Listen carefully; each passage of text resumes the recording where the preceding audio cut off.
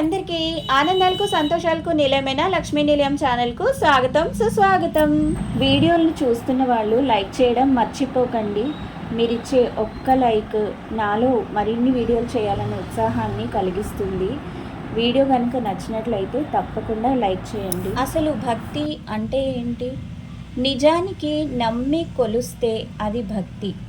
మరి నిజంగానే నమ్మి కొలిస్తే భగవంతుడే దిగి వస్తే నమ్ముతారా? ఈ ప్రశ్నకు సమాధానం ఇప్పుడు మీరు వినే కథలో ఉంటుంది. తప్పకుండా ఈ వీడియోని లాస్ట్ వరకు స్కిప్ చేయకుండా చూడండి. మనం చెప్పుకునే కథలోకి వెళ్ళే ముందు నేనేం చేస్తున్నానో మీ అందరికీ ఒక వివరణ ఇచ్చేస్తానండి. ఏం లేదండి, మనం పూజలు అలాంటివి చేసేటప్పుడు బ్యాక్డ్రాప్ డెకరేషన్ కింద కొన్ని క్లాత్స్ మనకి ఆన్లైన్లో దొరుకుతున్నాయి కదా. అలా కాకుండా నేనే ఓన్గా ఇలాగా ఒక క్లాత్ అంటే డిజైన్గా ఇలాగా నేను ప్రిపేర్ చేశాను అనమాట. జస్ట్ ఓన్లీ 3 కలర్స్ తీసుకున్నానండి.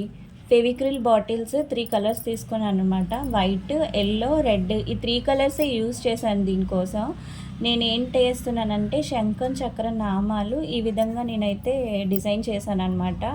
అంటే మనం ఏ పూజలకైనా ఇలాగా మనం ముందుగానే డెకరేట్ చేసుకుని ఉంచుకున్నామంటే ఈజీగా సింపుల్గా డెకరేషన్ చేసుకునేటప్పుడు మనం ఎత్తుకోవాల్సిన పని ఉండదు కదా. అందుకనేసి ఒక్కసారి మనం చేసుకుంటే సరిపోతుంది. కొంచెం టైం అయితే పడుతుంది, అంతేకాదు కొంచెం కష్టం కూడా. బట్ కాకపోతే ఏంటంటే మన చేతితో మనం చేసుకునేది ఏదైనా సరే మనకు ఓపిక ఉన్నంత వరకు, మనకి సమయం ఉన్నంత వరకు చేసుకునేది ఏదైనా మనకి ఆనందాన్ని ఇస్తుంది. ఏమంటారు? అంతే కదండి. మరి చూసారు కదండి, బాగానే వచ్చింది అనిపించింది నాకైతే. మరి మీరే చెప్పాలి ఎలా ఉందో.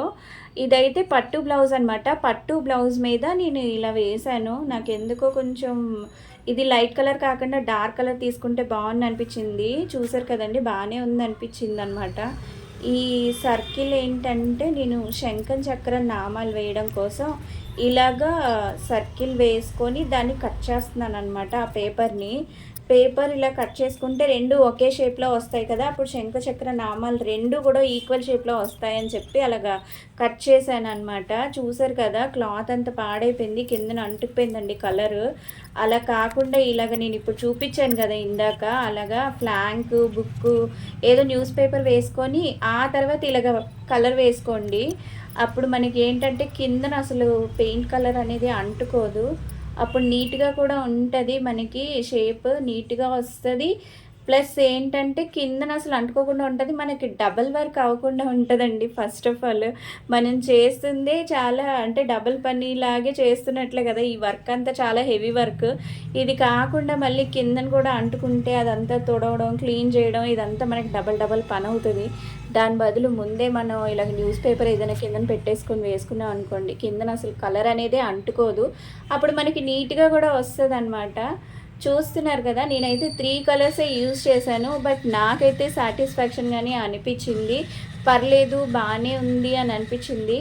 ఫైనల్లీ మీరే చెప్పాలి ఎలా ఉందో. ఇప్పుడైతే మనం కథలోకి వెళ్ళిపోదాం. మరి భగవంతుడు అంటే ఒక రూపం కాదు, అనేక రూపాలు. దర్శించగలిగిన వారికి అనేక రూపాలలో ఉన్న ఒకే రూపం భగవంతుడు. ఏదో ఒక రూపంలో మన పక్కనే తిరుగుతూ ఉంటాడు. మనం జ్ఞానంతో గమనించే లోపే మాయమవుతాడు, లేదా మనల్ని ఏ మాయో కమ్ముతుంది. ఒక ఊళ్ళో గ్రామస్తులంతా కలిసి రామాలయంలో భక్తి ప్రపత్తులతో భజన చేస్తున్నారు. కాసేపటికి వారు తన్మయానంద స్థితికి చేరిపోయారు. శ్రీరామచంద్రమూర్తి వారి భక్తి ప్రపత్తులకు ముగ్ధుడై దర్శనం ఇవ్వాలనుకున్నాడు. అందరూ మెల్లగా కళ్ళు తెరిచే సమయంలో ప్రత్యక్షమయ్యాడు. ఆజానుబాహుడు, నీల మేఘశ్యాముడు, ధనుర్ధారి అయిన శ్రీరాముడు. వారు గుర్తుపట్టేందుకు వీలుగా మారువేషం కాకుండా వారికి పరిచయమైన రూపంలోనే వచ్చాడు. ఆ శ్రీరామచంద్రుల వారే వచ్చి వరం కోరుకోమన్నారు. రాముల వారి వేషంలో వస్తే రాముడివి అయిపోతావా అని బెదిరించారు. మన భక్తికి భజనలకు శ్రీరాముల వారే వచ్చేస్తారా అన్న అపనమ్మకంతో వారు ఉన్నారు. ఆ శ్రీరాముల వారే స్వయంగా నన్ను ఎలా నమ్మించమంటారని వారినే అడిగారు. రాముడు దగ్గరలో ఉన్న రాళ్లగుట్ట నుంచి తలో రాయి తెచ్చి దీనిని బంగారం చేయమన్నారు. కరుణతో వచ్చారు గనుక కనికరిద్దామని శ్రీరాముడు వాటిని బంగారం చేసేశారు. ఆశ్చర్యంతో వారు రామ ఒక్క నిమిషం అంటూ మొత్తం రాళ్లగుట్ట తవ్వి తెచ్చి పోసి దాన్ని బంగారం చేయమని చెప్పారు. వీరింతే అనుకుని రాముడు అంతర్ధానం అయ్యారు. వాస్తవానికి మనకి కావాల్సింది వేరు, మనం కోరుకునేది వేరు. మన కోరికల నుంచే కష్టాలు దుఃఖాలు వస్తుంటాయి. లక్షలు మన గురి అయితే మోక్షం మన దరికి ఎలా వస్తుంది? ఇదే జీవుల బలహీనత. కోరికలు ఆనందమయ జగత్తుకు ఆటంకాలు. విశ్వంలో మాయతో పాటు విజ్ఞత కూడా ఉంది.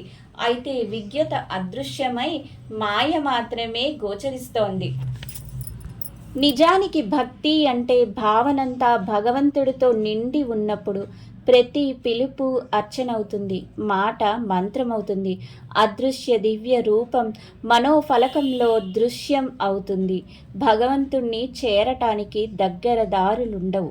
భక్తి ఒక్కటే ఏకైక మార్గం. భక్తి ద్వారా తర్వాత చేరే దశ ఆత్మానందం. ఆ స్థితిలో నిశ్చల మనసుతో పొందేదే అనుభూతి. అనుభూతి పరమానందాన్ని అందిస్తే అదే దైవ దర్శనం. ఇదంతా నిర్మల మనసుతో నిర్వికారంగా ప్రశాంతంగా సాధకుడిలో జరిగే ప్రక్రియ. అందుకే మనం బాగా గుర్తుపెట్టుకోవాల్సింది, భగవంతుడంటే ఒక రూపం కాదు, అనేక రూపాలు. దర్శించగలిగిన వారికి అనేక రూపాలలో ఉన్న ఒకే రూపం భగవంతుడు. ఈ విధంగా భావించి పూజించే ప్రతి ఒక్కరూ విజ్ఞులే. మనకు ప్రాప్తించిన ఈ జన్మను ఆత్మ జ్ఞానానికి వినియోగించి విజ్ఞులమవుదాం. జ్ఞానంతోనే భగవంతుణ్ణి తెలుసుకుంటాం, భక్తితోనే భగవంతుణ్ణి పొందుదాం. ఉంటానండి, మరో మంచి వీడియోలో కలుద్దాం.